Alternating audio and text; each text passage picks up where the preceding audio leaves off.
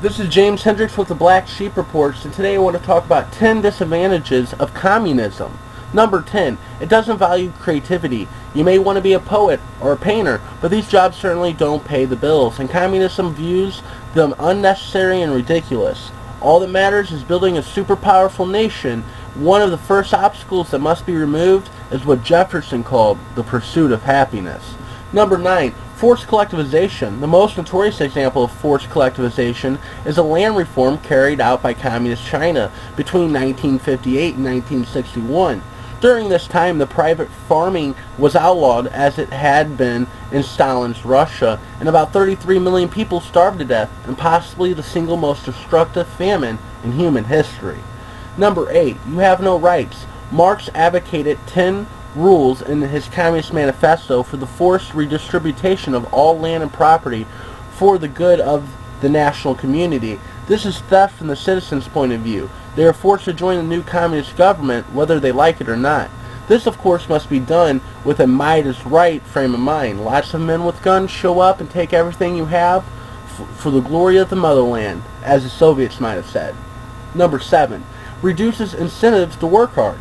When there's no extra incentive available, such as the communist state, where all reap an equal share in what some have worked harder to sow, the people in difficult jobs quickly lose their motivation. Number 6, opposition to imperialism. The Communist Manifesto advocates the replacement of all governments by the communist government. This has almost always been put in effect internally. The Russian monarchy was overthrown, as well as the Republic of China and the Cuban democracy. Number 5, indifference toward the environment. A communist state will make up for its effective economy by doing whatever is necessary to produce crops and water. In 1960, the Soviet communist regime diverted 2 important rivers for irrigation. The Aral Sea, which those rivers fed, now has shrunk as little as 10% of the original size. It used to be the 4th largest lake in the world. Number 4, the economic calculation problem. The latter never has significant information on the market price for commodities, and therefore cannot properly ration the distribution of the national resource.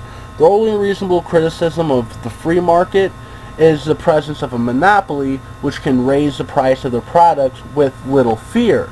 But monopolies are just like the central control of a communist government's exercise on its whole economy. A true free market ensures that there'll be checks and balances on the prices of goods and services. Number 3, class struggle going nowhere. Communism itself has not erased the class struggle as it proclaims, but keeps it going. The latter of the communist state separates the population into at least 2 groups: themselves as the upper class, and preferably everybody else in the lower class. Number 2, mass murder.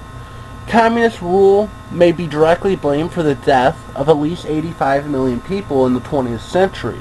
Stalin alone murdered 20 million people, although others estimate from 53 to 80 million.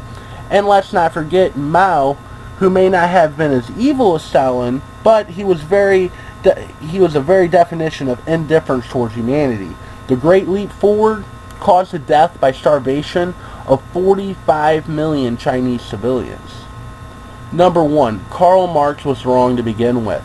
Marxist doctrine is fraught with faulty logic and loopholes and unsolved problems. His ideas of economics is based on a labor theory of value, which asserts that a car, for example, should cost more than a TV just because more labor is needed to produce it. But this is oversimplification of the market. The same way a tennis shoes cost $200 in the U.S. despite being made in China for only $3. Why do they cost so much? Because the industry that owns them sell them based on how highly they are in demand in the public. That's why the athletes endorse the products to make them more desirable for athletes' fans. This is expressly why Marxist communism has the utter collapse of so many national economies. It thinks broad strokes and fails to tell one something from another. This first and foremost is because communism's not grounded in reality. This has been James Hendricks with Black Sheep Report. Thank you.